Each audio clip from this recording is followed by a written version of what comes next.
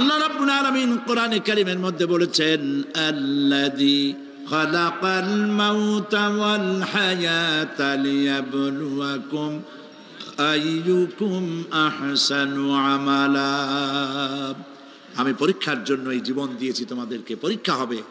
এই পরীক্ষা জীবন আর মৃত্যু দুটো জিনিস দিয়েছি পরীক্ষা করার জন্য। এই পরীক্ষার জন্য তোমরা পাস করতে পারো। পরীক্ষা আসছে, এখন প্রশ্নপত্র সব ফাঁস করে দেওয়া হয়েছে। প্রশ্নগুলি সঠিকভাবে আদায় করুন, প্রশ্নগুলি পড়ুন এবং জীবনটাকে সেইভাবে গড়ুন। নামাজটা সহি করে আদায় করুন। বহু মুসলমান আছে নামাজই পড়ে না, নামাজ পড়তে জানেও না। নবী করিম সাল্লাল্লাহু আলাইহি ওয়াসাল্লাম বলেছেন, সাল্লু কামা রাআইতুমুনি উসাল্লি, নামাজ পড়ো সেইভাবে যেভাবে আমাকে তোমরা পড়তে দেখো। সুবহানাল্লাহ। আর রাসূলুল্লাহ কেমনে নামাজ পড়তেন, এইটা বর্তমান বিশ্বের শ্রেষ্ঠ হাদিস বিশারদ আল্লামা নাসিরউদ্দিন আলবানী তিনি ইন্তেকাল করেছেন। আল্লাহ পাক তাকে জান্নাতুল ফেরদাউসের মেহমান বানায় নিক, বলেন আমিন। তার লেখা বই আছে রাসূলুল্লাহ সাল্লাল্লাহু আলাইহি ওয়াসাল্লামের নামাজ, বইয়ের নাম রাসূলুল্লাহ সাল্লাল্লাহু আলাইহি ওয়াসাল্লামের নামাজ। ছোট্ট একটা বই। এই বইটা আপনারা কিনবেন। এই বইটা যেভাবে লেখা আছে নামাজ সেইভাবে পড়বেন। নামাজ রাসূল করিম ঠিক যেভাবে পড়েছেন ওইভাবেই লেখা আছে। আপনি আন্দাজে পড়লে হবে না, টুকুর টাক্কুর করে কয়েকটা সেজদা দিলেই হবে না। তা দিলে আর কান, একটা সেজদা থেকে আরেকটা সেজদার মাঝখানে সময় দিতে হবে, রুকু থেকে দাঁড়ায় সময় দিতে হবে, ধীরে ধীরে নামাজ পড়তে হবে। অথচ আমরা নামাজ পড়ি সব থেকে ব্যস্ততার সাথে, দ্রুত, রকেট সার্ভিস। কোরআন শরীফের ভিতরে নামাজের গুরুত্ব সর্বাধিক দেওয়া হয়েছে। নামাজের কথা কয়বার বলা হয়েছে? ৮২ বার। ৮২ বার আল্লাহ পাক বলেছেন নামাজ আদায় করো, ৮২ বার বলেছেন। আর নবীজি বলেছেন, লা দীনা লিমান লা সালাতা লাহু, যার কাছে নামাজ নাই তার কাছে দিন বলে কোনো জিনিস নাই। মান তারাকা সালাতান মুতাআম্মিদান ফাকাদ কাফারা, ইচ্ছে করে যে ব্যক্তি নামাজ ছেড়ে দিল কাফের হয়ে গেল, বলেন নাউজুবিল্লাহ। কিয়ামতের দিন, বুখারী শরীফের হাদিস, আল্লাহ পাকের নবী বলেছেন কিয়ামতের দিন সর্বপ্রথম আল্লাহ জিজ্ঞেস করবেন, বান্দা নামাজ পড়ছো কিনা। প্রথম প্রশ্ন কি বলেন? প্রথম প্রশ্ন কি? যার নামাজ কবুল তার সমস্ত নেক আমল মঞ্জুর, যার নামাজ কবুল হবে না কোনোটাই মঞ্জুর হবে না। কথা বুঝতে পেরেছেন? নামাজ সঠিকভাবে আদায় করতে হবে। নবী করিম সাল্লাল্লাহু আলাইহি সাল্লাম ইন্তেকালের ৫ দিন আগে থেকে জ্বরাক্রান্ত হলেন, রোগাক্রান্ত হলেন, জ্বরে আর মাথার যন্ত্রণায় অস্থির হয়ে যেতে লাগলেন। বেহুশ হন, আবার হুশ হন। যেদিন তিনি ইন্তেকাল করবেন তার আগের দিনেও তিনি জোহরের নামাজ পড়ার জন্য সাহাবীদের কাঁধের উপরে ভর দিয়ে নামাজ পড়তে গেছেন। পা উঁচু করে নিতে পারেন নাই, পা টেনে টেনে নিয়েছেন। তিনি সেখানে খুতবা দিলেন, বললেন, ও আমার উম্মতেরা, এই পৃথিবীতে আল্লাহ রাব্বুল আলামিন তার এক বান্দাকে পৃথিবীর সব জাগতিক সম্পদ দিতে চেয়েছিলেন, কিন্তু সেই বান্দা সব জাগতিক সম্পদকে উপেক্ষা করে আল্লাহর সঙ্গে দিদার করা বেশি পছন্দ করেছেন। কেউ কিছুই বুঝলো না। হযরত আবু বকর রাদিয়াল্লাহু তাআলা আনহু খুব কাঁদতে লাগলেন। তিনি বুঝতে পেরেছেন যে এই পৃথিবীতে সমস্ত সম্পদ দিতে চেয়েছিলেন আল্লাহ যাকে, তার নাম বিশ্বনবী। তিনি সবগুলি উপেক্ষা করে আল্লাহর সঙ্গে দিদার করা বেশি পছন্দ করেছেন। আমরা অতি তাড়াতাড়ি নবীজি থেকে নবীর এতিম হয়ে যাব। পরের দিন ইশার নামাজের রক্ত হলো, আজান হয়ে গেল। মসজিদে মুসল্লিরা ভরে গেছে, সাহাবায়ে কেরাম সব এসে গেছেন। হুজুরের জন্য বহুক্ষণ অপেক্ষা করার পর হযরতে আবু বকর রাদিয়াল্লাহু তাআলা আনহু তিনি ইমামতির জায়গায় দাঁড়ায় গেছেন। নবীজি বেহুশ অবস্থায় ছিলেন ঘরের মধ্যে। হুশ আসার পর তিনি হযরত আয়েশাকে বললেন, আয়েশা, মসজিদে নববীতে এখন কি হতেছে? তিনি বললেন, নামাজ হচ্ছে। লোকেরা আপনার অপেক্ষা করেছে, কিন্তু আপনাকে না পাইয়া দীর্ঘক্ষণ অপেক্ষা করার পর আপনাকে না পেয়ে আমার বাবার ইমামতিতে তারা নামাজ পড়তেছে, কিন্তু মুসল্লিদের মধ্যে কান্নার রোল পড়ে গিয়েছে। তাদের ধারণা হয়েছে নবীজির জায়নামাজে যখন হযরত আবু বকর দাঁড়ায় গেছে, নবীজির পিছনে নামাজ পড়া আর আমাদের কিসমতে হবে না। নবীজি বলছেন, আয়েশা রে, মসজিদে নববীর দিকের দরজাটা খুলে দাও, আমি নামাজের দৃশ্য দেখতে চাই। দরজা খুলে দেওয়া হলো। নবীজি কোন রকম মাথা উঁচু করে মসজিদে নববীতে নামাজের দৃশ্য নিজে অবলোকন করে আবার শুয়ে পড়লেন। হযরত আয়েশা লক্ষ্য করে দেখেন নবীজির চোখের পানি দিয়ে কোনা দিয়া পানি বেয়ে বেয়ে পড়ছে। হযরত আয়েশা প্রশ্ন করলেন, ইয়া রাসূলুল্লাহ, নামাজের দৃশ্য দেখি কাঁদছেন কেন? হুজুর বলেন, আয়েশা রে, এটা কোনো দুঃখের পানি নয়, আমি কাঁদতেছি এই জন্যে, এই নামাজের জামাত কায়েমের জন্য তায়েফের ময়দানে অনেক রক্ত ঝরেছে, আবার উহুদের ময়দানে দান দান শহীদ হয়েছে, সাহাবায়ে কেরাম জীবন দিয়েছে। আজ আমি দেখতে পেলাম আমার উম্মতেরা জামাতে নামাজ পড়ছে। আমার ধারণা হলো ভবিষ্যতে কিয়ামত পর্যন্ত আমার উম্মতেরা এইভাবে জামাত বন্দী হয়ে নামাজ আদায় করবে। নবীজি আবার বেহুশ হয়ে পড়লেন। মসজিদে নববী থেকে আজ আর কেউ বাড়ি যায় না, সবাই কান্দে। আজ রাত বোধহয় নবীজি কাটাবেন না। মেয়েরা কাঁদতেছে, সাহাবায়ে কেরাম কাঁদতেছেন, আজওয়াজে মুতাহারাত তারা কাঁদতেছেন। নবীজির আবার হুঁশ হলো, তাকায় দেখেন ঘরের মধ্যে কান্নাকাটি, মসজিদে নববীতে কান্নাকাটি। সব থেকে বেশি কাঁদতেছেন মা ফাতেমা। নবীজি হযরত ফাতেমার কান্না দেখে ইশারা করলেন, কাছে আয়। হযরত ফাতেমা রাসূলের কাছে গেলেন। নবীজি কানে কানে কি যেন বললেন, কান্নাটা বন্ধ হয়ে গেল। হযরত আয়েশা জিজ্ঞেস করলেন, মা, তোমার আব্বা তোমার কানে কি বললো আর কান্না বন্ধ হয়ে গেল? হযরত ফাতেমা বলে, আম্মাজি, আমার আব্বা আমাকে বললেন, মা ফাতিমা, তোমার কান্না আমার বরদাস্ত হয় না, কেঁদো না, আমি মৃত্যুর পরে সকলের আগে তোমার সাথে আমার দেখা হয়ে যাবে। হযরত ফাতেমা বলছেন, আম্মাজি, আমি বুঝতে পেরেছি আমার আব্বার এই কথার অর্থ কি। নবীজির ইন্তেকালের পরে আত্মীয় স্বজনের মধ্যে সবার আগে আমার মৃত্যু হবে, আর আমার পিতার সাথে আমি মিলিত হতে পারবো। রাত যখন শেষ হয়ে এলো, নবীজির হুঁশ হয়েছে, তাকায় দেখেন হযরত জিবরাইল দাঁড়ানো।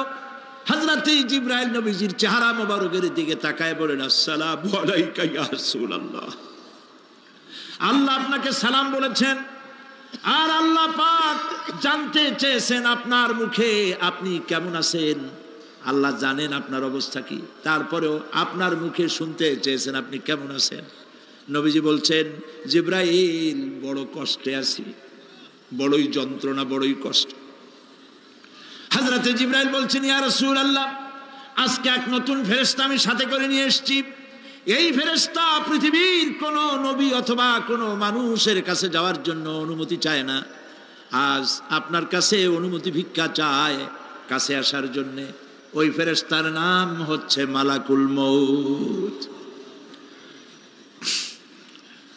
হযরত মালাকুল মউত বলেন, ইয়া রাসূলুল্লাহ, এই পৃথিবীতে আদম আলাইহিস সালাম থেকে নিয়ে পর্যন্ত কোন মানুষের জান কবজের জন্য আমার অনুমতি চাওয়া লাগে নাই, আর কোনোদিন লাগবে না। আজ আমি আসার সময় আল্লাহ বলেছেন আপনার জান কবজের জন্য আমি যেন আপনার কাছে অনুমতি ভিক্ষা চাই। নবীজি বলছেন, আমি যদি অনুমতি না দেই তো কি হবে? হযরত মালাকুল মউত বলছেন, ইয়া রাসূলুল্লাহ, অনুমতি যদি না দেন আমি ফেরত চলে যাব, আমাকে সেভাবেই বলা হয়েছে। হযরত জিবরাইল বলেন, ইয়া রাসূলুল্লাহ, হে আল্লাহ রাব্বুল আলামিন আপনার দিদারের ইন্তজার করতেছে।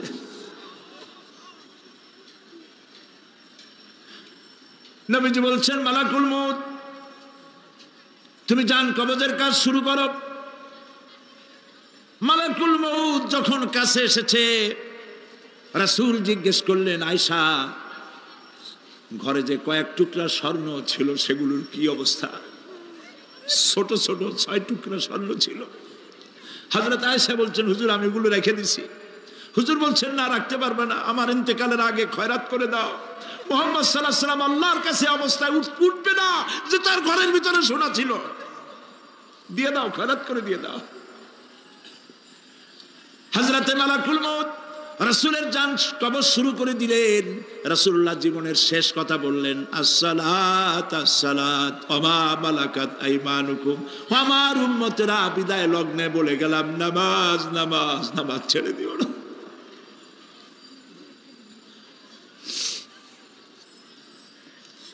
প্রিয় ভাইরা, নবী করিম সাল্লাল্লাহু আলাইহি ওয়াসাল্লাম জীবনের শেষ কথা বলে গেছেন নামাজ। সেই নামাজে আমাদের যত সব অবহেলা। স্ত্রীকে নামাজ পড়ান, বউকে নামাজ পড়ান, ছেলে মেয়েকে নামাজ পড়ান। দোকানদার ভাইরা যখন আজান হয়ে যাবে দোকান বন্ধ করে দেন, আপনি আপনার কর্মচারীরা নামাজ পড়তে যান। যতটুকুন সময় নামাজ পড়তে গেছে এই সময় বিক্রি করলে যা লাভ হইতো এরপরে বিক্রি করলে আল্লাহ 10 গুণ বেশি বরকত দিতে পারেন। পারেন কিনা? পারেন কিনা? পারেন। আল্লাহর বিশ্বাস করেন, আল্লাহ আপনার বরকত দিবে। আপনার কর্মচারী, দোকানদারে, বাড়ি ঘরে স্ত্রী পুত্র পরিজন যারা আছে সবাইকে নামাজি বানান। নামাজি বানাবার জন্য চেষ্টা করেন। নামাজ রোজা ইত্যাদি করুন। মিথ্যা বলবেন না, ওজনে কম দিবেন না, খাদ্যে ভেজাল দিবেন না, ঘুষ খাবেন না, ঘুষ দিবেন না, মানুষের উপর অত্যাচার করবেন না, কাউকে কষ্ট দিবেন না। মানুষ যেন আপনার ব্যবহারে কষ্ট না পায়। আল্লাহ পাক বলেছেন ওয়াকুলু লিন্নাসি হুসনা, মানুষের সাথে সুন্দর সুন্দর কথা কও। নবী করিম সাল্লাল্লাহু আলাইহি ওয়াসাল্লাম বলেছেন মানুষের সাথে যদি হাসি মুখে কথা বলো একটা সদকা দেওয়ার সমান সওয়াব হয়ে যাবে। মানুষকে ভালোবাসো, গরিবদের ভালোবাসো, তাদের অর্থ করি দাও, পয়সা করি দাও, তোমার যা আছে দিতে থাকো। কুয়ার পানি যত উঠাবেন তত কুয়ার পানি ভালো থাকবে, আর পানি উঠাবেন না কুয়ার পানি পচে যাবে। এই জন্য আল্লাহর রাস্তায় পয়সা যত ইনকাম হচ্ছে খরচ করতে থাকেন, আল্লাহ পাক দিতে থাকবেন। আল্লাহ পাক বলেছেন যে সদকার মালকে আল্লাহ বৃদ্ধি করে দেন, আর দান সদকা যারা করে না, যাকাত দেয় না, তাদের মালকে আল্লাহ ধ্বংস করে দেন, হালাক করে দেন। এগুলোর দাম নাই, অশান্তি বাড়বে। বউ কথা শুনবে না, সন্তানাদি কথা শুনবে না, মামলা মোকদ্দমা, অশান্তি আর অশান্তি। আর আল্লাহর পথে থাকুন, আল্লাহ শান্তি বাড়ায় দেবেন। আমরা বলি আমিন।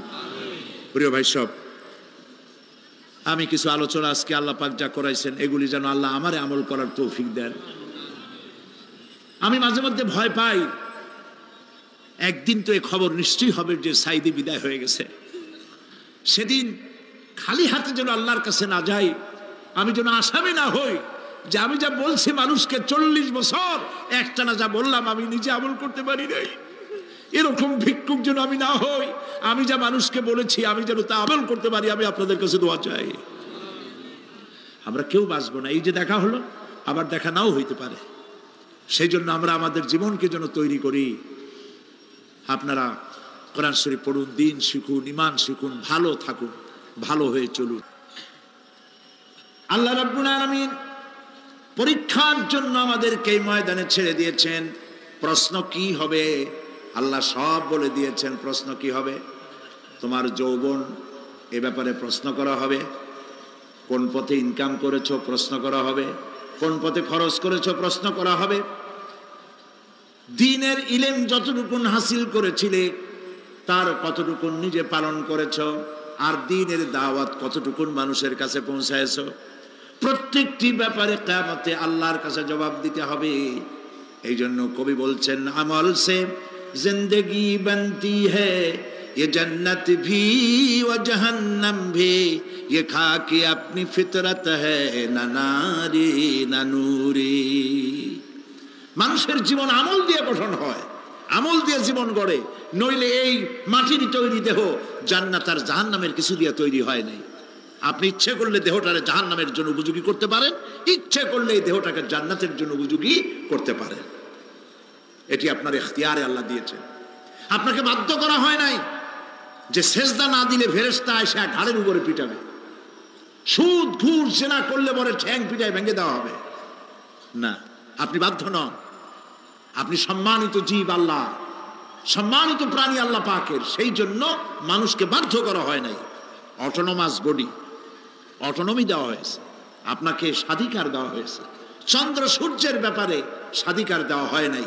রাত এখন 7:35, সূর্যের বাপেরও ক্ষমতা নাই বাংলাদেশে এখন উকি মারে, ঠিক কিনা? সে এখন আমেরিকায় রোদ দিচ্ছে, তাপ দিচ্ছে আমেরিকায়। ওকে নির্ধারণ করা হয়েছে যেভাবে, সেইভাবেই করতে হবে। পানি বলেন, পাহাড় বলেন, পাখি বলেন, চন্দ্র বলেন, গ্রহ বলেন, নক্ষত্র বলেন, সব জিনিস বাই হুক অ্যান্ড ক্রুক আল্লাহর হুকুম মানতে বাধ্য। কোরআনে কারীমে আল্লাহ পাক বলেছেন আফা গায়রা দীনিল্লাহি ইয়াবগুন ওয়া লাহু আসলামা মান ফিস সামাওয়াতি ওয়াল আরদি তাওআন ওয়া কারহা। আল্লাহর দেওয়া জীবন ব্যবস্থা ছেড়ে দিয়ে তোমরা কি অন্য কোনো মতবাদ তালাশ করো? ওয়ালাহু আসলামা মান ফিস সামাওয়াতি ওয়াল আরদ, অথচ আকাশে যা আছে জমিনে যা আছে সব আনুগত্যের মস্তক আমার সামনে অবনত করে দিয়েছে। সুবহানাল্লাহ। মানুষকে আল্লাহ পাক ইখতিয়ার দিয়েছেন, ইচ্ছে করলে মাহফিলও আসতে পারেন, ইচ্ছে করলে সিনেমাও ঢুকতে পারবেন, অসুবিধা নেই। অসুবিধার জন্য কিয়ামত, ওখানে হিসাব হবে। এখানে আপনি সূর্য চন্দ্র ফেরেশতারও কোনো মাজাল নাই, কোনো ইখতিয়ার নাই আল্লাহর হুকুমের বাইরে কিছু করে। আল্লাহ যা করতে বলেছেন তাই করতে হবে, এর বাইরে এক চুলও নড়তে পারবে না। কিন্তু মানুষেরা করতে পারবে। মানুষ ইচ্ছে করলে নামাজ রোজা ছাড়তে পারে, ইচ্ছে করলে আল্লাহরে অমান্য করতে পারে। এটা তার বিচারের জায়গা না, এটা হলো পরীক্ষার জায়গা। এটা কিসের জায়গা? পরীক্ষার জায়গা। এখানে আপনি কামাই করলে ওখানে কিছু পাবেন, এখানে কামাই না করলে কিছু পাবেন না। আরো সোজা করে বলি, কোন কৃষক, যে কৃষক আষাঢ় মাসে শ্রাবণ মাসে জমিন চাষ করে না, পৌষ মাসে তার গোলায় ধান আসবে? কথা বোঝেন নাকি বোঝেন না? পৌষ মাসে গোলায় ধান আসবে? কোনো পাগলও বলবে না যে তুমি তো চাষই করো নাই, তুমি জমিনে, তোমার জমিনের ফসল তোমার ঘরে আসবে কেন? কাজী এই দুনিয়ায় পরীক্ষা দিলে এখানে রেজাল্ট হয়, এখানে গাছ লাগাইলে এখানে ফল দেয়। কিন্তু মানুষের জন্য আল্লাহ পাক যে আমল তৈরি করেছেন, পরীক্ষা নেবেন, সেই পরীক্ষার রেজাল্ট এখানে হবে না। পরীক্ষার রেজাল্ট আউট হবে কোথায়? আখিরাতে। বলেন সবাই, কোথায় হবে? পরীক্ষার রেজাল্ট আউট হবে কোথায়? আখিরাতে। এখানে আপনি যা কামাই করবেন এখানে রিটার্ন দেওয়া হবে না। এখানে যা কামাই করবেন সমস্ত কামাই 700 গুণ বর্ধিত আকারে কিয়ামতে আল্লাহ আপনার হাতে ধরাই দিবেন। আল্লাহর ওয়াদা কখনো মিথ্যা হয়? মিথ্যা হয় রাজনৈতিক দলের নেতারা, এই জাতীয় লোকেরা যারা মঞ্চে আসে আর বলে যে এবার আমাদের ভোট দেন, আমরা ক্ষমতায় যাইতে পারলে আপনারা না খাইয়া কেউ মরবেন না। কিন্তু কি খাইয়া মরবে তাও কয় না।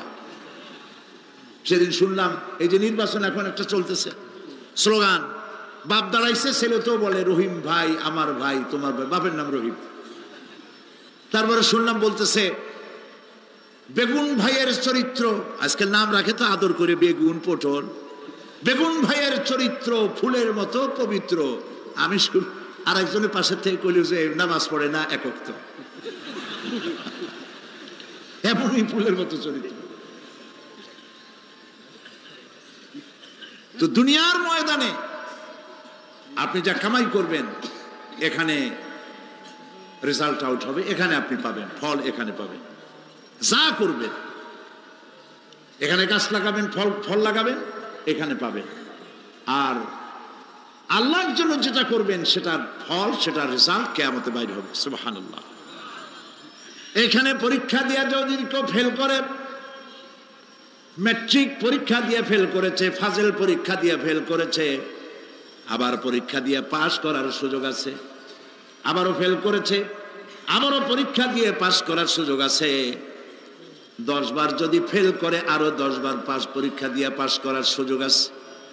কিন্তু কিয়ামতের দিন আল্লাহ রাব্বুল আলামিনের জীবনের পরীক্ষায় কোনো মানুষ যদি আল্লাহর আদালতে ফেল করে বসে একবার, দ্বিতীয়বার পরীক্ষা দেওয়ার আর কোনো সুযোগ নাই।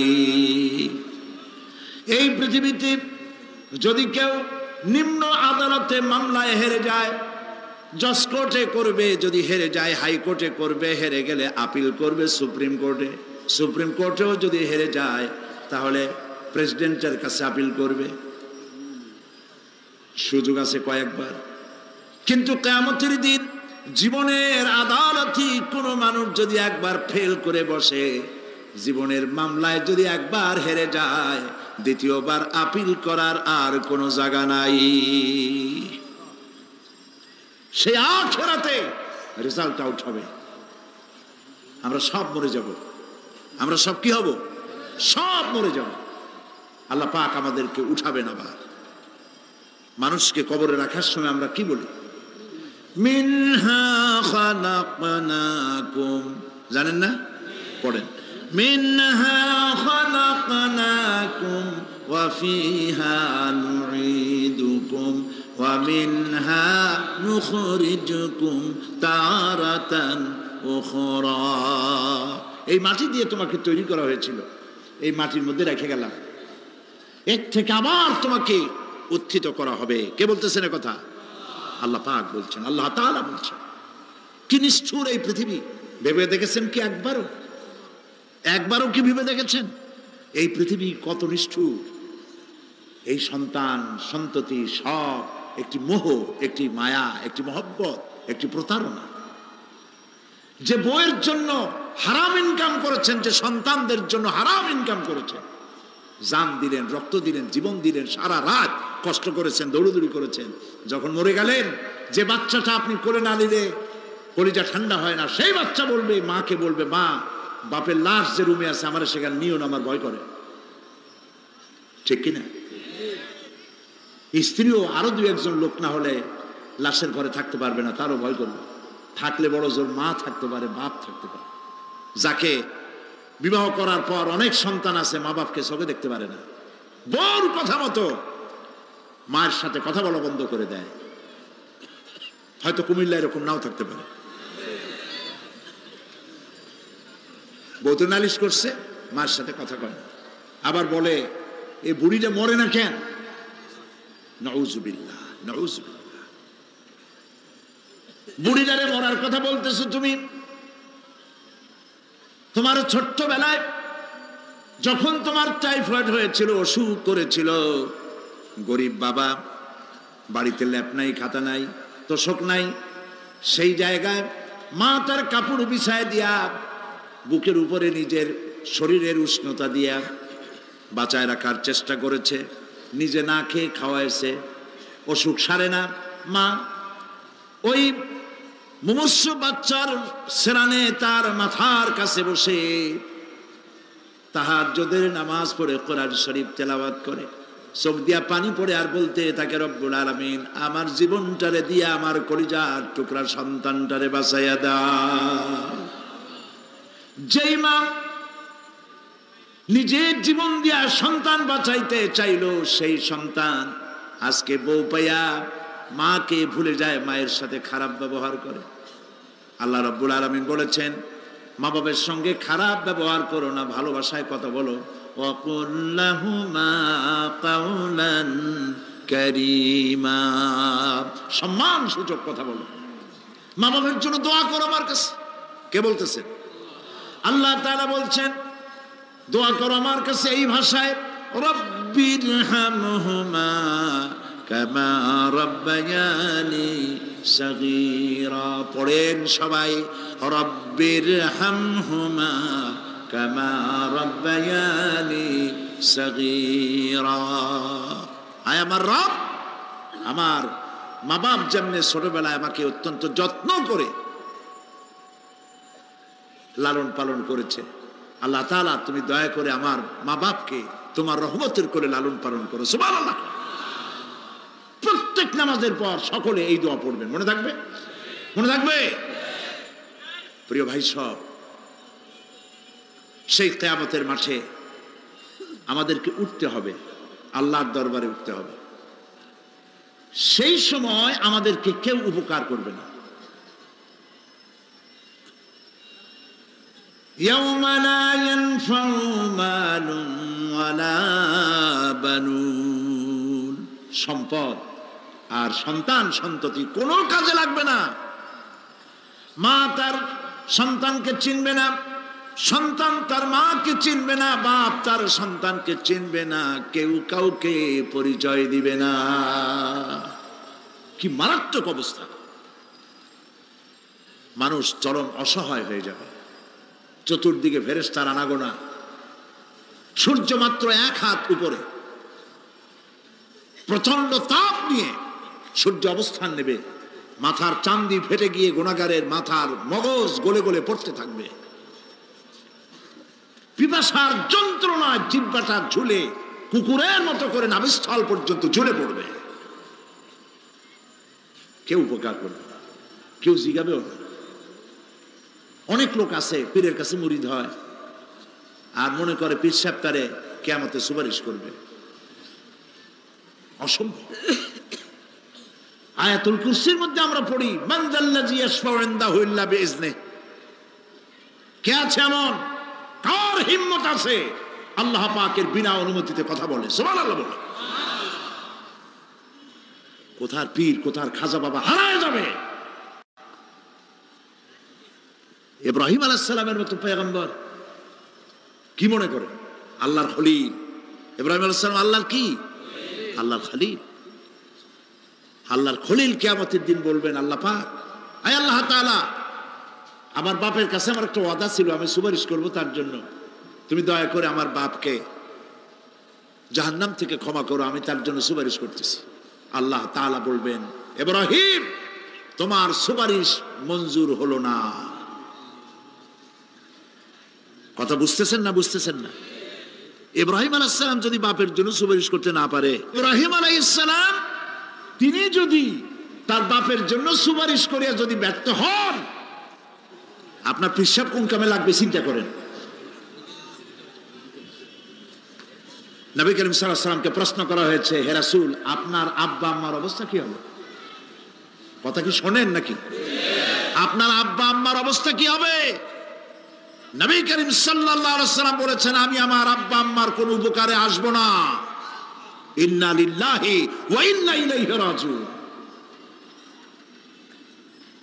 তাহলে কোন সাহসে মনে করতেছেন কোন পীর কোন একটা বিদেশ থেকে, দেশের থেকে একটা নাজিল হলো আর ওইটার পিছনে পিছনে দৌড়াবেন, সে আপনারা নাজাত দেবে, তার পায়ে চুমা খাবেন? এই পায়ে হাত দিয়ে কদম বুঝি করা বাদ দেন। টাকা ইনকাম করার জন্য মানুষকে ভুল পথে পরিচালিত করছে অনেক পীর, আছে না? এমন খালি মানুষে টাকা দেয়, জামায় অনেক পকেট, খালি টাকা নেওয়ার সমানে ঢুকাইতে থাকে চতুর্দিক দিয়ে, বাইরে বোঝার উপায় নাই। কিন্তু অনেক পীর আছে এমন, ঢাকা শহরে বড় বড় মার্কেটের মালিক, আমি জানি, বড় বড় মার্কেটের মালিক, বিরাট ব্যবসায়ী, জামা পরিষ্কার করে না 2 মাসেও,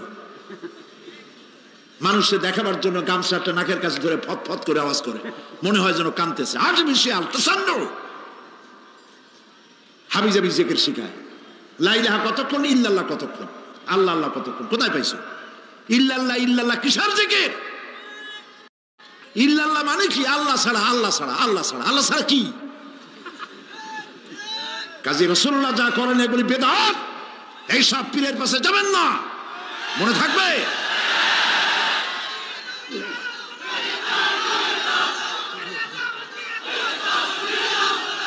প্রিয় ভাই সব, কিয়ামতের দিন আপনার আমল, একমাত্র আমল আপনাকে বাঁচাইতে পারবে। এই কোরআন শরীফে আল্লাহ পাক বলেছেন, ইয়া আইয়ুহাল্লাযীনা আমানু আবতাগু ইলাইহিল ওয়াসিলা, হে বিশ্বাসীরা ওসিলা ধরো। ধুরন্ধর এক শ্রেণীর লোকেরা এর অর্থ করেছে পীর ধরো। দুনিয়ার কোন তাফসীর, যত মুফাসসির পৃথিবীতে জন্মগ্রহণ করেছেন, কোন মুফাসসির এটা বলেন নাই আবতাগু ইলাইহিল ওয়াসিলার মানে হলো পীর ধরো। বরং সমস্ত তাফসীর মুহাক্কিকিন বলেছেন আবতাগু ইলাইহিল ওয়াসিলা আয় আমলে সালেহ, নেক আমলের ওসিলা ধরো। সুবহানাল্লাহ, নেক আমলের ওসিলা ধরো। প্রিয় ভাই সব, ধান্দাবাজি ছাড়তে হবে। কিয়ামতের দিন মানুষ একেবারে অসহায় হয়ে যাবে, কেউ সাহায্য করবে না। সেই দিন প্রশ্নপত্র সামনে আসবে, আমলনামাগুলি বেঈমানের পিছন দিক থেকে বাম হাতে আসবে, আর ইমানদারের সামনে থেকে ডান হাতে আসবে। আমলনামা হাতে পাওয়ার সঙ্গে সঙ্গে বেঈমান বুঝে ফেলবে তার জায়গা কোথায়, কলিজা তখন গলার কাছে চলে আসবে। সব তো ছিল একসাথে। মনে করেন এই মাহফিলের মধ্যে, মনে করেন এখানে সন্ত্রাসী আছে, খুনি আছে, ওয়ান্টেড, মোস্ট ওয়ান্টেড আসামি এর মধ্যে আছে, ধরা যাচ্ছে না। অনেক মানুষের মধ্যে হঠাৎ করে অর্ডার হলো যে ভিতরে এসবিআইবি ঢুকিয়ে দেওয়া হয়েছে, গোয়েন্দা বিভাগের লোক ঢুকিয়ে দেওয়া আছে, সন্ত্রাসী মোস্ট ওয়ান্টেড যারা আছে বেরিয়ে পড়ো, এক পাশে চলে আসো। তখন অবস্থাটা কি হবে তাদের? মজা লাগবে? পায়ের রক্ত মাথায় উঠে যাবে, চোখ দিয়ে রক্ত পড়া শুরু করবে।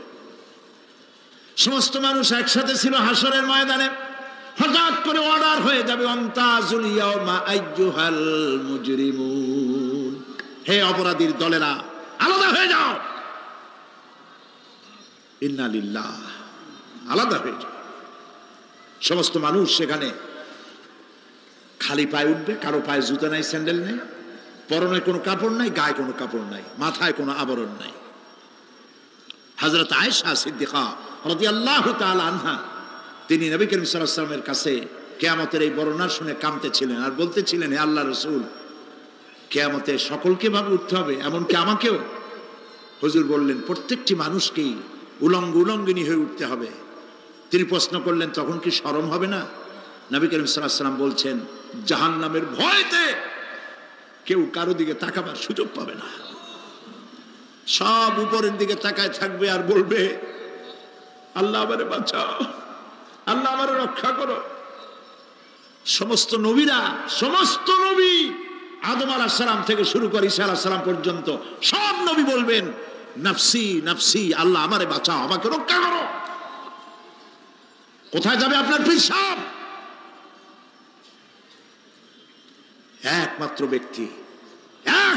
ব্যক্তি বিশ্বনবী মুহাম্মদুর রাসূলুল্লাহ সাল্লাল্লাহু।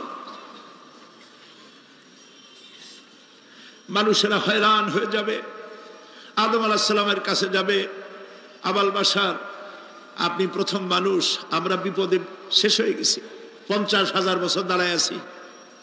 কয় বছর দাঁড়ায় থাকতে হবে? কোথায় আছে? এই কোরআন শরীফে 50,000 সানা মিম্মা তাউদ্দুন। এই পৃথিবীতে গণনা করলে 12 মাসে 1 বছর, 12 বছরে 1 যুগ, এরকম করে করে 50,000 বছর পৃথিবীতে গুনলে যত বড় লম্বা হয়, বিচারের দিনটা এত বড় লম্বা হবে। সবাই বলবে, আদম আলাইহিস সালাম আমাদের জন্য একটু আল্লাহকে সুপারিশ করুন যেন তিনি আমাদের বিচারটা তাড়াতাড়ি করে দেন। তিনি বলবেন, আমার পক্ষে সম্ভব নয়, আল্লাহর সামনে দাঁড়িয়ে কথা বলার আমার কোনো সাহস নাই, আমি পারবো না। নূহ আলাইহিস সালামের কাছে যাও, নূহ আলাইহিস সালাম বলবেন, আমি পারবো না। মুসা আলাইহিস সালামের কাছে যাও, তিনি বলবেন, আমি পারবো না। ইব্রাহিম আলাইহিস সালামের কাছে যাও, একজন আরেকজনের কাছে পাঠাবে। সর্বশেষ ঈসা আলাইহিস সালামের কাছে লোকেরা আসবে, হাসরবাসী। ঈসা আলাইহিস সালাম বলবেন, আমি তো পারবোই না, কারণ পৃথিবীর শত শত কোটি নাসারারা আমাকে আল্লাহর ছেলে বলেছে, অথচ আমি তাদের তা বলতে বলি নাই। আমি নিজের ব্যাপারেই আজকে শঙ্কিত, আমারে তারা আল্লাহর ছেলে বলছে। আল্লাহ আজকে আমার সাথে কি ব্যবহার করবেন আমি তো জানি না, আমি নিজেই বিপদে আছি। তবে আমি তোমাদের ব্যাপারে একটা পরামর্শ দিতে পারবো। একজন ব্যক্তি আছে যার কাছে গেলে তিনি কথা বলতে পারবেন, তিনি বিশ্বনবী রাহমাতুল লিল আলামিন জনাব মুহাম্মদুর রাসূলুল্লাহ সাল্লাল্লাহু আলাইহি ওয়াসাল্লাম। তার কাছে চলে যাও, হাসরবাসীরা তার কাছে চলে যাবে। নবীজি সকলের কথা শুনে সিজদায় পড়ে কাঁদতে থাকবেন। তিনি বলবেন, হাসরবাসীদের কাজ সুস্থ করবেন, এই কাজ আমার কাজ, আমি বলবো আল্লাহ পাককে। তিনি সিজদায় পড়ে কাঁদবেন। রব্বুল আলামিন প্রশ্ন করবেন, হে আমার রাসূল, আপনার তো আজকে কান্দার দিন না, আপনি কাঁদেন কেন? আমি আপনাকে মাকামে মাহমুদ দিয়েছি, কাউসারের মালিক বানাই দিয়েছি। আপনি জান্নাতে প্রবেশ করার আগে কেউ বেহেশতে যাইতে পারবে না, এই সম্মান দিয়েছি, কাঁদেন কেন? নবীজি বলেন, রব্বুল আলামিন যা তুমি আমার জন্য বরাদ্দ রেখেছো সব আমি পেয়েছি বা পাবো, আমি কান্দি আমার উম্মতের কি হবে? আল্লাহ রাব্বুল আলামিন তাকে পারমিশন দিবেন, আপনার নেককার জান্নাতি উম্মতগুলি আপনি বেছে নিন। নবী করিম সাল্লাল্লাহু আলাইহি ওয়াসাল্লাম পারমিশন পাবেন। আল্লাহর পারমিশন ব্যতি রেখে আল্লাহর দরবারে কথা উচ্চারণ করার ক্ষমতা কারো হবে না। সুবহানাল্লাহ। এই কথা ভাববার কোনো কারণ নাই।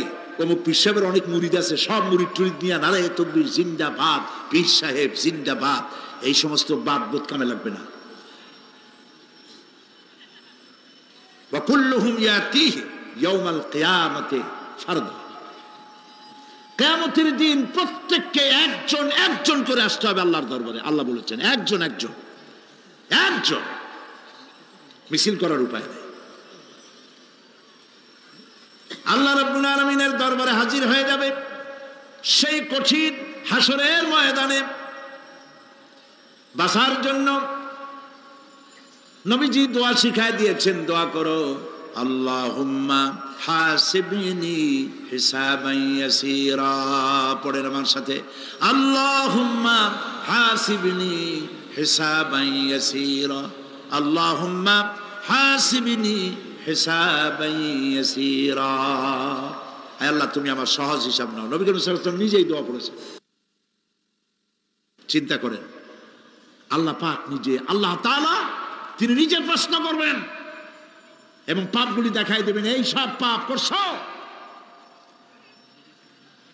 মানুষ, আল্লাহর বান্দা ভয় চোটে কলজা গলা দিয়ে বেরিয়ে যেতে থাকবে, বেরিয়ে যেতে চাইবে, তার বাষ্পরুদ্ধ হয়ে আসবে, বলতে থাকবে, আল্লাহ আমি করে ফেলেছি, আমি মাপ চাই, তোমার কাছে ক্ষমা ভিক্ষা চাই। আল্লাহ রাব্বুল আলামিন বান্দার কাকুতি বিরতির দিকে লক্ষ্য করে বলবেন, বান্দারে আমি তোকে ক্ষমা করে দিলাম। এটাই হলো হিসাব ইয়াসির, সহজ হিসাব। এই সহজ হিসাব কার কিসমতে আছে, কার কিসমতে নাই, তা আমরা কেউ জানি না। এই দুনিয়াটাকে আল্লাহ পাক বানাইছিলেন পরীক্ষা নেওয়ার জন্য। কি জন্যে? পরীক্ষা নেওয়ার জন্য। পরীক্ষায় যার যে বয়স এখন আছে, এখানে আমার যা বয়স, আপনার যা বয়স, এই বয়সে যা যা করছি এখন হিসাব করেন।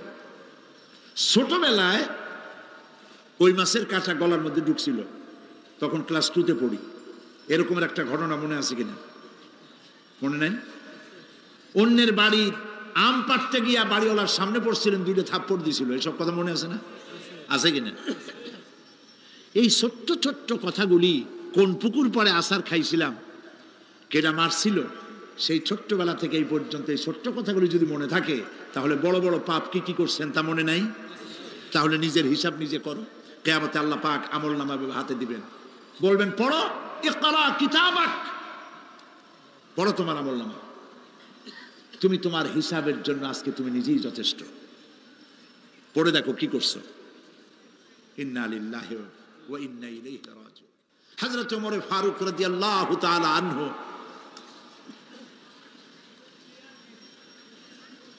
তিনি একবার অন্ধকার রাত্রে যাচ্ছিলেন, পিছনে ছিল অনেক লোকজন ছিল। হাঁটতে হাঁটতে তিনি প্রশ্ন করলেন, আচ্ছা তোমাদের মধ্যে কি কেউ আছে এমন বলতে পারো যে কোরআন শরীফের মধ্যে সব থেকে হতাশাব্যঞ্জক আয়াত কোনটি? একজন জবাবে বললেন, অন্ধকার, পিছনে অন্ধকারের মধ্যে পিছন থেকে একজন জবাব দিল, ফামান ইয়ামাল মিসকালা যাররাতিন খায়রান ইয়ারা ওয়া মান ইয়ামাল মিসকালা যাররাতিন শাররান ইয়ারা। এর অর্থ হলো, পৃথিবীতে কেউ যদি ছোট্ট একটি পাপ নেকির কাজ করে, সরিষা পরিমাণ নেকির কাজ যদি করে সেটা দেখতে পাবে, সরিষা পরিমাণ পাপের কাজ যদি করে সেটা দেখতে পাবে। ওমর রাদিয়াল্লাহু তাআলা আনহু কাঁদতেছিলেন, কিয়ামতে সব নেকি আর পাপ যা যা করছি সব দেখানো হবে। ইন্না লিল্লাহি ওয়া ইন্না ইলাইহি রাজিউন। আল্লাহ তুমি মাফ করে দাও আমাদেরকে, আমরা বলি আমিন। কতক্ষণ হাঁটার পরে তিনি প্রশ্ন করলেন, আচ্ছা মুমিনদের জন্য কোরআনের মধ্যে সব থেকে আশাব্যঞ্জক কোন আয়াত কি আছে? পেছন থেকে আওয়াজ এলো, মুমিনদের জন্য আশাব্যঞ্জক একটি আয়াত আল্লাহ রাব্বুল আলামিন কোরআনের মধ্যে দিয়েছেন, সেটি হচ্ছে লা তাকনাতু মির রাহমাতিল্লাহ। আমার রহমত থেকে, আল্লাহর রহমত থেকে হতাশ হয়েও না, নিরাশ হয়ে যেও না। অর্থ হচ্ছে এই, আমরা পাপ করেছি, আমরা সবাই গুনাহগার কিনা বলেন? স্বীকার করি আমরা সবাই গুনাহগার কিনা? সবাই গুনাহগার। এই গুনাহগার মানুষগুলি যদি গুনায় তওবা করে, গুনার জীবনে করব না তওবা করে কেউ যদি আল্লাহর রহমতের দিকে এক বিঘত অগ্রসর হয়, হাদিসে কুদসির ভিতরে এসেছে আল্লাহ পাক বলেন, আমি আমার ওই বান্দার দিকে এক হাত আগায়া যাই। কোন বান্দা যদি গুনার তওবা করে আর যদি গুনাহ না করে আমার দিকে যদি হেঁটে আসে, আমার রহমত বান্দার দিকে দৌড়াইয়া যায়। আল্লাহর গজবের চাইতে রহমত বেশি। বান্দা, তোমার গুনাহ যদি আকাশ সমান হয়, আল্লাহর, তোমার গুনাহ যদি পাহাড় সমান হয়, আল্লাহর রহমত আকাশ সমান। তোমার গুনাহ যদি আকাশ সমান হয়, আল্লাহর রহমত তার আরশে আজিম ছায়া গেছে। সুবহানাল্লাহ। মাপ চাও, ক্ষমা চাও, তওবা করো, জীবনে গুনাহ আর করব না। যে ব্যক্তি তওবা করবে, গুনাহ থেকে বাঁচবে, আল্লাহ তাদেরকে রক্ষা করবেন। প্রিয় ভাইয়েরা, এই দুনিয়ার জিন্দেগিতে পৃথিবীর মহব্বতে আমরা পাগল হয়ে গেছি। সবাই শুধু টাকা টাকা, টাকা ছাড়া দুনিয়াটা ফাঁকা। দুনিয়া কা মজা লে লো, দুনিয়া তোমারি হ্যায়। খাও দাও ফুর্তি করো, দুনিয়াটা মস্ত বড়। এগুলি শয়তানদের কথা। কাদের কথা? শয়তানদের কথা। আল্লাহ বলেছেন কুলু ওয়া তামাত্তাউ, খা, জব্বার খাও, খা, খার ফুর্তি কর। মাতাউন কালিল সুম্মা মাওয়াহুম জাহান্নাম ওয়া বিসাল মাসির। সামান্য কয়েকদিনের জন্য দালান কোঠা বানাইয়া ফুর্তি কর, এরপরে জায়গা হবে জাহান্নামে। জায়গা হবে কোথায়? জাহান্নামে। প্রিয় ভাইয়েরা, এই দুনিয়াটার দৃষ্টান্ত একটা পরের স্ত্রীর মতো সুন্দরী যুবতী, রূপবতী, স্বাস্থ্যবতী পরের একটা স্ত্রী। এইটারে দেখে আফসোস করে কোনো লাভ আছে? জবাব দেন। যারা কথা বোঝেন তারা জবাব দেন। অন্যের সুন্দরী তরুণী, তন্নী, রূপবতী যুবতী, রূপের ছটায় চতুর্দিক আলোকিত, এরকম একটা পরের বউ দেখে আফসোস করে কোনো লাভ আছে? ওর তো বিয়ে হয়ে গেছে, তুমি আফসোস করে লাভ কি? গলা দড়ি দিয়ে মরলেও লাভ নাই। এই পৃথিবী একটা সুন্দরী পর স্ত্রীর মতো। একে যত মহব্বত করবেন, আল্লাহর রহমত থেকে তত দূরে চলে যাবেন। আর এই দুনিয়ার উপরে যত লাথি মারবেন, আল্লাহর দিকে তত আগায় যাবেন। খালি টাকা চাই, টাকা টাকা। বাড়ি একটা আছে আরো 6টা চাই, দোকান 5টা আছে আরো 7টা চাই, গাড়ি একটা আছে আর 50টা চাই। এই চাই আর চাই, খাই আর পাই, এই করতে করতে মানুষের জীবন শেষ হয়ে যায়। আহারে, একেবারে খালি হাতে চলে গেল। ইন্ডাস্ট্রি পড়ে থাকলো, বাড়ি পড়ে থাকলো, গাড়ি পড়ে থাকলো, 3খান কাপড় নিয়ে আর চলে গেল গর্তের মধ্যে। আহারে, ছেলে মেয়ে বউ চোখের একটু পানি ফেলাইলো ওই দিন, আর কিচ্ছু না, কবরের মধ্যে রেখে দিল। এখন কবরের ভিতরে ফেরেশতা চলে এসেছে। বেঈমান হয়ে যদি মারা যেয়ে থাকি, ইমান নিয়ে মরে নাই, বেঈমান হয়ে মারা গেছে, কলেমা মনে আসে নাই। জিজ্ঞেস করা হবে মান রাব্বুকা মা দীনুকা মান নাবিয়ুকা, কে তোমার রব, কি তোমার দিন, কে তোমার নবী? বেঈমান বলবে হায় হাতা লা আদরি, জানি না। নাউযুবিল্লাহ, বলে নাউযুবিল্লাহ, জানি না। এখানে আপনি মুখস্থ করে গেলেই যে ওখানে জবাব দিতে পারবেন এমনটি হবে না। আমল করতে হবে, আমল তৈরি করতে হবে। আমল মানে কিন্তু এইটা না যে আপনি বসে বসে তসবিহ পড়বেন। এটা লোকের আমল করে, যে লোকটা খুব আমলদার, খুব আমল করে। আমলের ইংরেজি হচ্ছে ওয়ার্ক, বাংলা হলো কাজ। তো কেউ বসে বসে কোনো কাজ নাই, তসবিহ টিপতেছে, এটা কিন্তু আমল হইল। আপনার সমস্ত কাজগুলি হতে হবে আল্লাহরে খুশি করার জন্য। দোকানদারি করবেন, আল্লাহরে খুশি করার জন্য করেন। আচ্ছা, ওখানে পরে আসতেছে। কবরের ভিতরে জবাব দিবে আমি কিছু জানি না। কিছুই যখন জানলো না, শাস্তি শুরু হয়ে যাবে। সিজ্জিনে তার রূহ রাখা হবে, এ মাটির দেহ মাটির সঙ্গে মিশে যাবে। কবরের মধ্যে কোনো প্রচন্ড শাস্তি বা জাহান্নামের আগুন ইত্যাদি দিয়েছি, প্রচন্ড কোনো শাস্তি হবে না। শাস্তি হবে কবর আযাব, আযাবুল কবর হক, আযাবে কবর হবে, তবে জাহান্নামের শাস্তি মতো হবে না। আসামি কনভিক্টেড না হওয়া পর্যন্ত, বিচার না হওয়া পর্যন্ত যেমন ফালায় রাখে জেলখানার কোনো রুমে বা হাজতখানায়, ওই রকম সিজ্জিন নামক একটা জায়গা আছে, ওইখানে রেখে দেবে। শাস্তি হবে কিসের উপরে? রুহের পরে। অনেকে মনে করে যে কবর হলো ওই শুধু মাটির মধ্যে ওইটা, কিন্তু এইটার নাম শুধু কবর না। মানুষের জীবনের 4টে স্তর। কয়টা স্তর? একটা হলো আলমে আরওয়াহ, আরেকটি হচ্ছে আলমে আজসাম অথবা আলমে আসবাব, আরেকটি হচ্ছে আলমে বারজাখ, আরেকটি হচ্ছে আলমে আখিরাত। কয়টা হলো? 4টা। আলমে আরওয়াহ রুহের জগৎ, যেখান থেকে আমরা আসছি। আর আলমে আজসাম বা আলমে আসবাব হলো বস্তু জগৎ, যেখানে আমরা আছি। এরপরে মৃত্যু থেকে শুরু করে কিয়ামতের দিন পর্যন্ত যে সময়টা, এই সময়টার নাম হলো আলমে বারজাখ। বারজাখ শব্দের অর্থ হলো জবনিকা, পর্দা, স্ক্রিন, একটা পর্দার আড়ালে নিয়ে যাওয়া হবে। এরপর হবে আলমে আখিরাত, যেখানে জবাবদিহির জন্য সকলকে উঠতে হবে। শাস্তি হবে রুহের উপরে। এখন আপনি বলবেন যে রুহের শাস্তি হয় কেমনে? রুহ তো দেখা যায় না। রুহ কি দেখা যায়? রুহ সম্পর্কে প্রশ্ন করা হয়েছে, ওয়ায়াসআলুনাকা আনির রূহ কুলির রূহু মিন আমরি রাব্বি। নবী, আপনাকে প্রশ্ন করা হয় রূহ কি জিনিস, আপনি বলুন রূহ হচ্ছে আল্লাহ পাকের একটি অর্ডার। তো এই অর্ডার, একটি হুকুম, যার কোনো আকার নাই, এইটারে আল্লাহ শাস্তি কেমনে দেবে?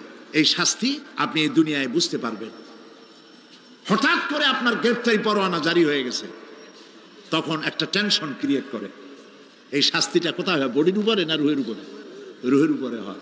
ঘুমায় আছেন, স্বপ্নে দেখতেছেন বাঘে তাড়াইতেছে, বউ কাছে শোয়া, পুলিশে তাড়াইতেছে, বাঘে তাড়াইতেছে, সাপে তাড়াইতেছে, ঘেমে ভয়, আপনি ভয়তে ঘেমে হার্টবিট এত বাড়ছে, ঘুমের থেকে জেগে বউরে ধমকাচ্ছেন যে আমারে বাঘে তাড়াইলো, তুমি একেবারে নাক ডেকে জন্মের মতো ঘুমাইতেছ। বউ তো টেরই পায় নাই, ঠিক কিনা? এই যে বাঘে তাড়াইলো, পুলিশে তাড়াইলো, সাপে তাড়াইলো, ঘুমের মধ্যে কষ্টে ঘাম বেরিয়ে গেল, এই শাস্তিটা কিছুর উপরে হইল? রুহের উপরে। এটা আল্লাহ দেখাই দিলেন, মরার পরে এর থেকে মারাত্মক কঠিন শাস্তি রুহের উপরে হবে। তারপরে বডি বানানো হবে জাহান্নামে দেওয়ার জন্য। এগুলির ব্যাপারে আমি আলোচনা করেছিলাম চট্টগ্রামে এবছর সূরা নাবার তাফসীর করেছিলাম। সূরা নাবা, আম্মা ইয়াতাসাআলুন, 5 দিন তাফসীর করেছি। 31 জন হিন্দু, খ্রিস্টান, মুসলমান হয়ে গেছে এবার চট্টগ্রামে। নবী করিম সাল্লাল্লাহু আলাইহি ওয়াসাল্লাম বলেছেন, কেউ যদি দুনিয়ায় বেঁচে থাকা অবস্থায় কিয়ামতের দৃশ্য দেখতে চায়, সেজন্য সূরা নাবা, সূরা আত-তাকবীর, সূরা নাজিআত, সূরা আল-ইনফিতার, এই সূরাগুলি যেন পড়ে, তাহলে দুনিয়ায় জীবিত থাকা অবস্থায় কিয়ামতের দৃশ্য দেখতে পারবে। ঈমানদার ব্যক্তি, যে ব্যক্তি মরার সময় মুখে উচ্চারণ করতে পেরেছে লা ইলাহা ইল্লাল্লাহু মুহাম্মাদুর রাসূলুল্লাহ, জোরে সোরে পড়েন লা ইলাহা লা ইলাহা লা ইলাহা লা ইলাহা ইল্লাল্লাহু মুহাম্মাদুর রাসূলুল্লাহ। কালেমা পড়ে মারা গেল। এরপরে কবরের ভিতরে মুনকার নাকির ফেরেশতা এসে হাজির হয়ে যাবে, প্রশ্ন করবে মান রব্বুকা। ঈমানদার ব্যক্তি বলবে রব্বি আল্লাহ। বলেন রব্বি আল্লাহ। আমার রব কে? আল্লাহ না, আল্লাহ। মহব্বতের সাথে বলেন আল্লাহ। কেউ যদি হৃদয়ের গভীর কন্দর থেকে, কলিজার মধ্য দিয়ে, মনের মণিকোটা থেকে একবার যদি গভীর রাত্রে জেগে একবার যদি বলে আল্লাহ, আল্লাহ পাক 70 বার সাড়া দিয়ে জিজ্ঞেস করেন, বান্দা কি চাও বলো, আমি হাজির। কি মজার নাম আল্লাহ! এর থেকে মজার নাম পৃথিবীতে নাই। এই মজা বেশি পাবেন তাহাজ্জুদের সময়। সুবহানাল্লাহ বলেন। রাত জাগতে শিখুন, তাহাজ্জুদের নামাজের অভ্যাস করুন। সমস্ত নবীদের উপরে তাহাজ্জুদ পড়া বাধ্যতামূলক ছিল। গভীর রাত্রে সব ঘুমানো, আপনি জাগুন, উজু করুন, একটা রুমের মধ্যে একা চলে যান, দরজা বন্ধ করে দিন, তারপরে 6 রাকাত 8 রাকাত নামাজ পড়ে কান ধরে আল্লাহর কাছে বলতে থাকেন, আল্লাহ, আমি এই সমাজের একজন নগণ্য মানুষ, তুমি দয়া করে আমারে কত টাকা দিছো, পয়সা দিছো, আমার মতো বিদ্যা জানাওয়ালা লোকেরা রিক্সা চালায়, অফিসে চাকরি করে, খাইয়া বউরেও ভালো কাপড় দিতে পারে না, তুমি আমারে কই থেকে কই নিয়ে আসছো বাবু, তার আমি শুধু নাফরমানি করছি, গুনাহ করছি, মিথ্যা কথা বলছি, আল্লাহ তুমি আমারে মাফ করো। গভীর রাত্রে গুনগুন করে নিজের কানে ধরে অপরাধ স্বীকার করে কাঁদতে থাকেন আর ডাকতে থাকেন, ইয়া আল্লাহু ইয়া রহমানু ইয়া রহিমু ইয়া হাইয়ু ইয়া কাইয়ুম। পড়েন ইয়া আল্লাহু ইয়া রহমানু ইয়া রহিমু ইয়া হাইয়ু ইয়া কাইয়ুম ইয়া আল্লাহু ইয়া রহমানু ইয়া রহিমু ইয়া হাইয়ু ইয়া কাইয়ুম। চোখের পানি ফেলে। নবীজি বলেছেন আল্লাহর ভয়েতে গুনাহ করেছিল, সেই লজ্জা করে আল্লাহর ভয়েতে, জাহান্নামের ভয়েতে মানুষ যখন কান্দে, চোখের পানি নাকের অর্ধেক আসতে না আসতে আল্লাহ পাক তারে মাফ করে দেন। আল্লাহ পাক, মা বাচ্চা যদি কান্দে মা সইতে পারে বলেন? মায়ের চাইতে আল্লাহর মহব্বত কম না বেশি? মহব্বতকে আল্লাহ পাক 100 ভাগ করেছেন, 1 ভাগ সারা বিশ্বের মাঝে ছড়িয়ে দিয়েছেন, আর 99 ভাগ আল্লাহ তার নিজের মধ্যে রাখছেন। 1টা ভাগ ছেড়ে দিলেন পৃথিবীতে, সেই ভাগের থেকে যেটুকুন মুরগি পেল, মুরগি তার বাচ্চা ঠেকাবার জন্য চিলের সাথে লড়াই করে, শিয়ালের সাথে লড়াই করে, গরু হাতির সাথে লড়াই করে, মানুষ তার সন্তানকে বাঁচাবার জন্য জীবনটাও দিয়ে দেয়। 1টা ভাগের যতটুকুন পেলাম, সেই মহব্বত যদি আমার এত তীব্র হয় স্ত্রীর জন্য, সন্তানের জন্য, তাহলে 99টা ভাগ মহব্বত যে আল্লাহর কাছে বান্দার জন্য, তার দয়া কত বেশি। এই জন্য কবরের ভিতরে প্রশ্ন হবে, কে তোমার রব?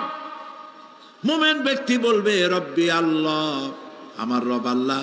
ওয়ামা দীনুকা, তোমার দিন কি? বলবে দীনুনাল ইসলাম। ওয়ামান নবিয়ুকা, তোমার নবীকে? ওই লোক বলবে নবিয়ুনা মুহাম্মাদুর রাসূলুল্লাহ সাল্লাল্লাহু আলাইহি ওয়াসাল্লাম।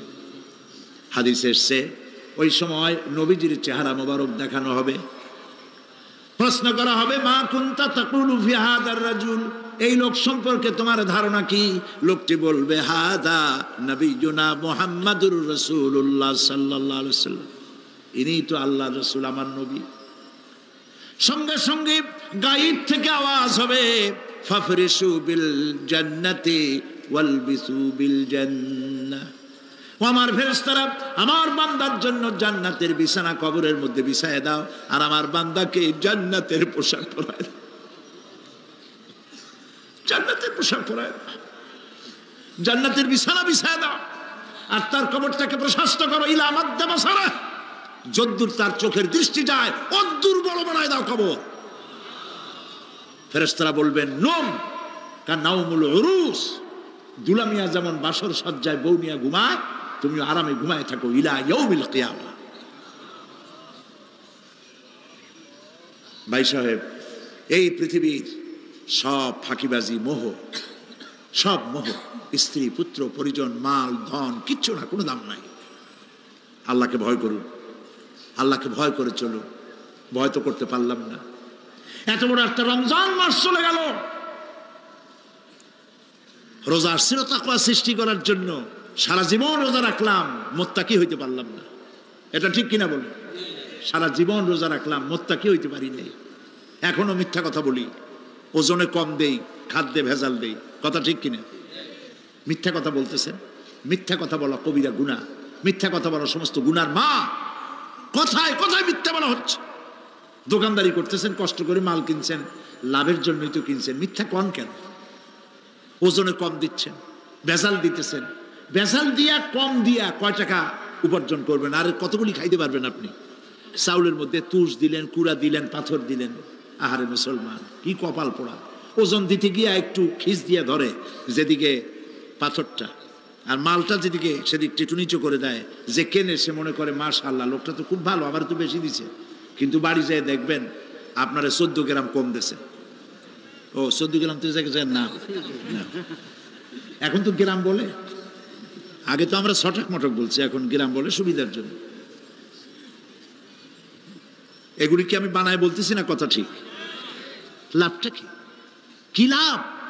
জমিনের আইল ঠেলতেছেন, পরের জমিন দখল করতেছেন, বোনেরে ঠকাইছেন, ভাইরে ঠকাইছেন, ভাইয়ের সম্পত্তি ফেরত দেন নাই। আহা, এই যে দুরবস্থার সৃষ্টি হলো, আমলের পরিবর্তন হলো না।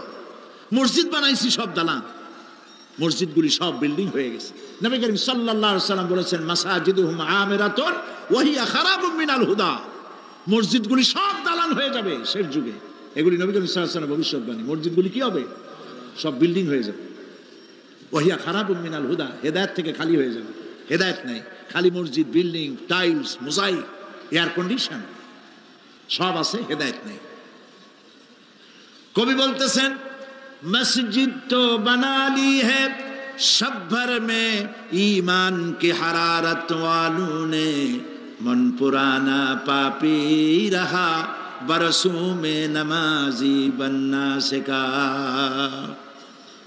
মন চাইছে তাড়াতাড়ি করে মসজিদ একটা বানাই ফেলাইছে, কিন্তু বছর বছর নামাজ পড়লো, মন সেই পুরানা পাপী রয়ে গেছে, সেই পাপ থেকে সে বাঁচতে পারে নাই। এই জন্য বিশ্ব कवि अकबाल बोले मस्जिद में मरसिया खाए के नमाजी न रही, मस्जिद में मरसिया खाए के नमाजी न रही, यानी वो साहिबे औसाफ हिजाजी न रही। मस्जिद आकांते से আমার সেই নামাজি কই, যেই নামাজিরা যখন নামাজ পড়তো পাখি এসে মাথার উপরে বসতো, পাখিতে বুঝতে পারতো না যেটা মানুষ না গাছ। সুবহানাল্লাহ। আর এখন ইমাম যদি নামাজ পড়তে আত্মাহিত পড়তে দেরি করে, ধীরে ধীরে পড়তেছে, পিছন থেকে সিগন্যাল মারা শুরু করে,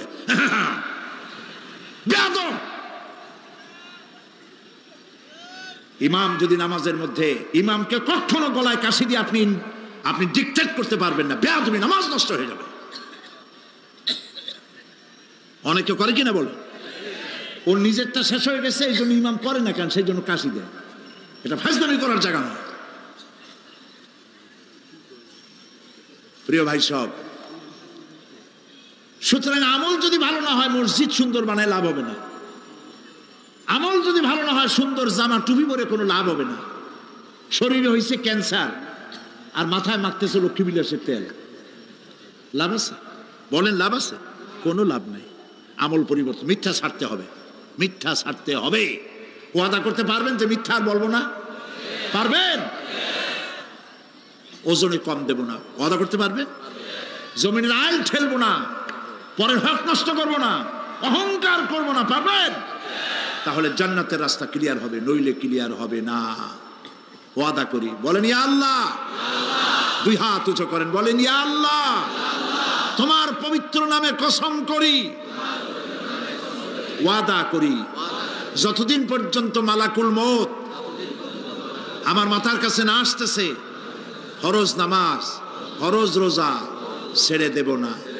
ইয়া আল্লাহ, আর মিথ্যা কথা বলবো না, ওজনে কম দেব না, খাদ্যে ভেজাল দেব না, অধীনস্থ নারীদেরকে বেপরদা রাখবো না, অহংকার করব না, সুদ খাবো না, সুদ দেব না, ঘুষ খাবো না, ঘুষ দেব না, শিরক করব না, বেদাত করব না।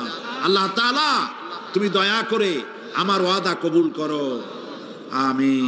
হাত নামা, আল্লাহ পাক কবুল করুন, সবাই বলেন আমিন। যদি এই ওয়াদা পালন করতে পারি জান্নাতের রাস্তা ক্লিয়ার হয়ে যাবে। আর ওয়াদা পালন করতে পারবো না, ওয়াজের মাহফিল আইসা কোনো লাভ নেই। বছরের পর বছর ওয়াজ শুনবেন, আমলের পরিবর্তন হবে না, কোনো লাভ নাই। দোকানদারেরা ওজন টোজন ঠিক মতো দেন, মিথ্যা কথা বলা বাদ দেন, ওজন একটু কমাইয়া দিয়া, খাদ্যে ভেজাল দিয়া কোনো লাভ নাই। এগুলি আপনি কবরে নিতে পারবেন না, শুধু পাপ আর পাপ। কথা বুঝে আসছে আপনাদের? প্রত্যেকটি মানুষকে তাওহীদবাদী হতে হবে, শিরক মুক্ত হতে হবে। শিরক হলো মাজারগুলিতে গিয়ে মনের আশা আকাঙ্ক্ষা সেখানে বলা, এটি হচ্ছে শিরক। এই কাজ আপনারা করবেন না। কুমিল্লা কি মাজার আছে? আছে? কোন মাজারে যাবেন না, কোনোদিন যাবেন না, কোনো প্রয়োজন নাই। বিপদে পড়েছেন, উজু করবেন, মসজিদে চলে যাবেন, সুবহানাল্লাহ বলেন। মসজিদে গিয়ে 2 রাকাত কাজায়ে হাজতের নামাজ পড়বেন, আল্লাহর কাছে কাঁদবেন। মাজারে যিনি শুয়ে আছেন বিশ্বাস করেন, কোরআন শরীফ আমার সামনে, বিশ্বাস করুন, যিনি কবরে শুয়ে আছেন আপনাকে 4 পয়সার উপকার করতে পারবে না। মাঝখানে আপনি শিরকের গুনাহ নিয়ে আল্লাহর দরবারে হাজির হবেন। মাজারে টাকা দিবেন না, পয়সা দিবেন না, মানত করবেন না। মাজার একটা ব্যবসা। মাজার আজকাল কি? মাজার আর রস সব ব্যবসা। আপনারা এইসব কাজে যাবেন না। আগরবাতি, মোমবাতি, চাদর দেওয়া, মশারি দেওয়া, এগুলো মুসলমানের কাজ না। হিন্দু, খ্রিস্টান, বৌদ্ধ যা করে আমরা কি তা করতে পারি? জোরে বলেন, পারি? কবরে যদি একটু চিন্তা করেন ভাইরা, মাথাটা একটু খাটান, কবরে যদি চাদর দেওয়াই লাগে তাহলে রাসূল করিম সাল্লাল্লাহু আলাইহি ওয়াসাল্লামের কবরের উপরে সোনার সুতা দিয়ে চাদর দেওয়া উচিত ছিল। তুলার সুতা না, সোনার সুতা। আর ওই রকমের দেওয়ার সিস্টেম হলে উম্মতেরা সোনার সুতা না, নিজের বুক নিজে ভাইয়া কলিজা পার করে রাসূলুল্লাহর কবরের উপর দিয়ে দিত। নবীর পরে সম্মান সাহাবায়ে কেরাম। সাহাবায়ে কেরামদের কবরের উপরে চাদর নাই, আগরবাতি নাই, মোমবাতি নাই, গোলাপ পানি নাই, গম্বুজ নাই। মাজার একটা হইছে, সেটার গম্বুজ বানাইতে হবে। কেন গম্বুজ বানাবে? দরকারটা কি? তওবা করুন, জিন্দেগিতে আর কোনোদিন মাজারে কোনো সাহায্য করবেন, এক পয়সাও না। টাকা পয়সা দিবেন, টাকা পয়সা দিবেন, এতিমকে দিবেন, ভিক্ষুককে দিবেন, বিধবাকে দিবেন। পরীক্ষা দিতে পারে না, ফি দিতে পারে না, পরীক্ষা দিতে পারছে না, ওরে দেন। বাড়িতে চাল নাই, পানি পড়ে, ওরে দেন। অন্ধ মানুষকে দেন, লুলাকে দেন, এতিমখানায় দেন, মাদ্রাসায় দেন, টিউবওয়েল বানায় দেন যেখানে পানি নেই। এই সব কাজ করেন, সওয়াব হবে। সুবহানাল্লাহ। কর মাজারে, কোন মাজারে, আজকের মাহফিলে যত লোক হাজির হয়েছেন, কোন মাজারে কোনো টাকা পয়সা, আগরবাতি, মোমবাতি, চাদর জিন্দেগিতে দেবেন না। কারা দেবেন না? হাত উঁচু করে দেখান। আলহামদুলিল্লাহ। হাত নামা, হাত নামা। এরপরে থামেন, থামেন। এরপরে দেশে আজ অশ্লীলতার সয়লাব আমরা দেখতে পাচ্ছি। গতকালও আলোচনা করেছি। গত 5 বছর যারা ক্ষমতায় ছিলেন, অভিনয় নিয়ন্ত্রণ আইন তারা তুলে ফেলেছিলেন। অভিনয় নিয়ন্ত্রণ একটা আইন ছিল, কতদূর অভিনয় করা যাবে, একটা মেয়ে তার কাপড় কতটা কমাইতে পারবে, নাচে গানে অভিনেতা অভিনেত্রী একসাথে কতটা জড়াজড়ি করতে পারবে, এর একটা নিয়ম কানুন আগের থেকে ছিল। সেই নিয়ম কানুন ওই 5 বছরে তারা আইন পাশ করে নিয়ন্ত্রণ আইনটা তুলে দিয়েছে। ফলে কাপড়েরও বালাই নাই, আর জড়াজড়ির এমন সব ছবি যা কোনো মানুষের দেখার কোনো উপায় নেই, যেগুলি দেখলে চোখ সাবান দিয়ে ধোয়া লাগে। নাউজুবিল্লাহ বলেন। বাংলাদেশ সুপ্রিম কোর্ট, বর্তমান সরকারের আমলে বাংলাদেশ সুপ্রিম কোর্ট সুমোটো আইন জারি করেছে, যে সমস্ত অশ্লীল ছবি করা যাবে না, অশ্লীল পোস্টার লাগানো যাবে না। আমি গতকাল এখানে বলেছি, কুমিল্লার ডিসি সাহেবকে আমি গত রাত্রে তার সঙ্গে আমি কথা বলেছি, তিনি একমত হয়েছেন। কুমিল্লার কোন দেওয়ালে সিনেমার অশ্লীল পোস্টার থাকতে পারবে না। সিনেমা ব্যবসায়ীদের বলে দিবেন, আপনারাও বলে দিবেন তাদেরকে, সিনেমার ব্যবসা করো, অশ্লীল ছবি দেখাইতে পারবে না। বাইরে লেখা থাকবে একটার, ভিতরে কাটপিস দেখাবা ইংলিশ ছবি। এই হারাম ব্যবসা, সিনেমার ব্যবসা যারা করে, ওদের মতো কপাল পোড়া আকাশের নিচে জমিনের উপরে আর নাই। কারণ কি জানেন? কারণ কি? আরে বাবা থামো। কারণ কি সেটা শোনে। কারণ হচ্ছে, মসজিদ যে বানাইলো, ওই মসজিদে যতদিন নামাজ হবে, জিকির হবে, তেলাওয়াত হবে, কিয়ামত পর্যন্ত যে পয়সা দিছিল সে সওয়াব পাবে। আর সিনেমা যে বানাইলো, সিনেমা দেখিয়া এরকম বই কি কুমিল্লা আসছে? এমন একটা লোকেরা বলা বলি করতেছে, সুবহানাল্লাহ, এমন একটা ছবি আসছে, যারাই দেখলো সব উমরা করতে রওনা হয়ে গেছে।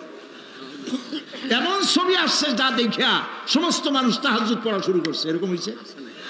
যত ছবি আসলো, ছবি দেখলো, পরের মেয়ে কেমনে হাইজ্যাক করবে, কেমনে ব্রিফকেসের মধ্যে বন্দুক, রাইফেল গুলি ভাঙ্গে চুরে থুইয়া 10 তলার গ্লাস ভাঙ্গা লাভ দিয়ে পড়ে, খালের মধ্যে পড়ে, নদীর মধ্যে দিয়ে ফুড়িয়ে উঠে, পাহাড়ের উপর দিয়ে পরের মেয়ে নিয়ে দৌড় দিল। এইসব সন্ত্রাসী, ডাকাত, জেনাকার, বদমাশ তৈরি করা হয়। ঠিক না বলো? এই সিনেমা যারা বানাইছো, কান খুলে শোনো। এই সিনেমা যারা দেখতে আসলো, জোহরের নামাজ গেল, মাগরিবের নামাজ গেল, আসর গেল, এশার নামাজও গেল, ঠিক কিনা? এতগুলো নামাজ গেল, আর তারপরে চরিত্র নষ্ট করলো। চরিত্র নষ্ট করে ফেন্সিডিল খাইলো, এরপরে চুরি করলো, ডাকাতি করলো, সন্ত্রাস করলো, জেনা করলো।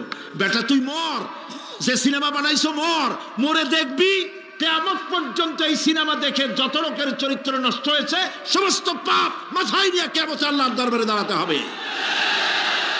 সুতরাং সিনেমার ব্যবসায়ীরা কানে ধরে সিনেমার ঝাঁচা মেরে দূর করে দাও। যদি মুসলমান হও, মুসলমানের যদি জন্ম দিয়ে থাকে, সিনেমার ব্যবসা বাদ দিয়ে দাও। আল্লাহ রহম করুক, বলেন আমি। কপাল পোড়া না হইলে সিনেমার ব্যবসা, এত ব্যবসা থুইয়া তুমি মানুষের চরিত্র ধ্বংস করার জন্য ব্যবসা করতেছ। এরপরে আকাশ সংস্কৃতি, কে যাবে? আকাশ সংস্কৃতি ডিশ এন্টিনার মাধ্যমে সাইবার ক্যাফে এগুলি বানায়া রাস্তার মোড়ে মোড়ে দোকান করে, কম্পিউটারের ভেতরে, ক্যাসেটের ভিতরে, ইন্টারনেট ইত্যাদির মধ্য দিয়ে অশ্লীল ছবি প্রদর্শিত হচ্ছে রাস্তার মোড়ে মোড়ে। উঠতি বয়সের যুবক যুবতী মেয়েগুলি নষ্ট হয়ে যাচ্ছে, নাউজুবিল্লাহ বলে। এগুলি জনগণকে ঐক্যবদ্ধ হতে হবে, এগুলির বিরুদ্ধে মোকাবেলা করতে হবে, সরকারকে এগিয়ে আসতে হবে অশ্লীলতা বন্ধ করার জন্য। কারণ আল্লাহ পাক বলেছেন, প্রকাশ্য এবং গোপনীয় সব রকমের অশ্লীলতা আল্লাহ পাক হারাম করে দিয়েছেন। অশ্লীল কোনো কাজ করা যাবে না। প্রিয় ভাই সব, আমরা যদি আমাদের আমলকে গঠন করতে পারি, কিয়ামতের দিন নাজাত পাবো। আমল যদি গঠন করতে না পারি, তাহলে কিয়ামতের দিন বাঁচার কোনো উপায় নাই। প্রিয় ভাইয়েরা, এখন মোনাজাত হবে, মোনাজাতের পর আজান হবে। রব্বানা যালামনা আনফুসানা ওয়া ইন লাম তাগফির লানা ওয়া তারহামনা লানাকুনান্না মিনাল খাসিরিন। সবাই পড়েন আমার সাথে, রব্বানা যালামনা আনফুসানা ওয়া ইন লাম তাগফির লানা ওয়া তারহামনা লানাকুনান্না মিনাল খাসিরিন। হায় আল্লাহ তাআলা,